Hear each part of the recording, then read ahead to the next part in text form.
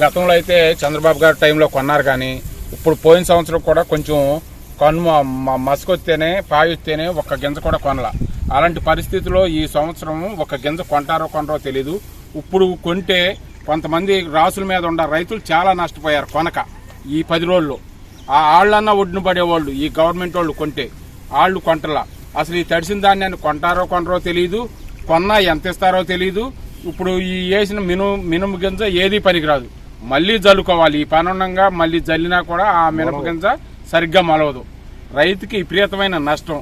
ఈ గవర్నమెంట్ ఖచ్చితంగా రైతుని ఆదుకోవాల్సిన టైం ఇది. మరి గవర్నమెంట్ ఆదుకునే లక్షణాలేమీ కనపట్టలేదు. దయచేసి అందరూ రైతులందరి దగ్గర వడ్డన్ని గవర్నమెంట్ కొనాలి. కొనపోతే రైతులు వ్యవసాయం చేయటమే మానేసే పరిస్థితి ఏర్పడింది ఇప్పటికే. ఇక ఈ ఒడ్డు కూడా కొనపోతే రైతులు వ్యవసాయం చేయటం దండగా. చెప్పండి, ఎన్ని ఎకరాలు ఏంటి? మొత్తం 32 ఎకరాలండి. కడమ పొలం అంతా నిలబడి ఉంది కానీ పడిపోయింది. దీని చాలా నష్టపోయారు రైతులు. ఎగతట్టడం వలన వాటర్ పొలాల్లోనే ఉండిపోతున్నాయి. అతివృష్టికి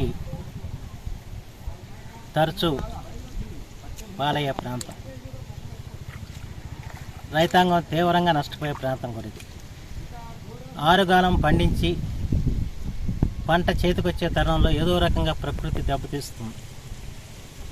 అలాగే ఇప్పుడు కూడా పంటలు బాగా పండాయి, మన చేతికి వస్తుందని చెప్పన్న భావనలో రైతాంగం ఉన్న తరుణంలో ఈ తుఫాను ప్రభావంతో అధిక వర్షాలు పడటం, ఇవాళ రైతు అగమ్య గోచరంలో పడిపోయాడు. గత 3-4 రోజులుగా మనం మోపుదెమ్మనంలో చూసాం. ఇవాళ ప్రభుత్వం ఈ ధాన్యం కొనుగోలు చేస్తుంది ఆర్బీకే కేంద్రాల ద్వారా ప్రకటించడం, ఒక ముందు చూపుతో వ్యవహరించకపోవటం, ముందుగా గోతాలను సరఫరా చేయాల్సిన బాధ్యత ప్రభుత్వం ఉంది.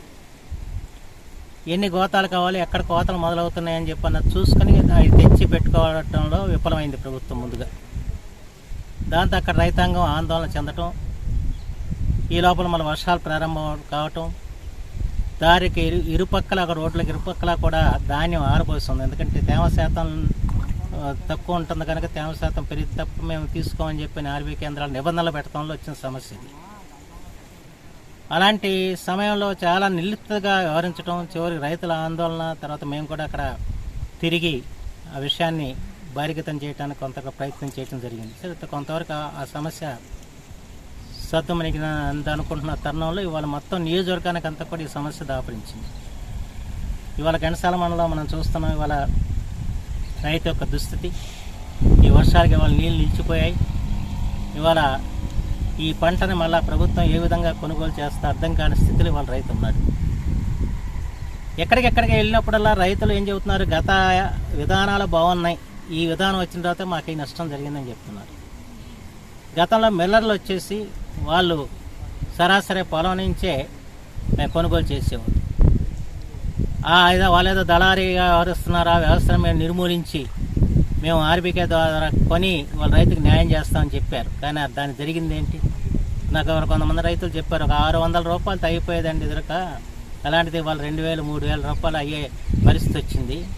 దీనివల్ల రైతుకి లాభం చేకూరిందా నష్టం చేకూరిందా ఆలోచించడం చెప్పి అడిగారు.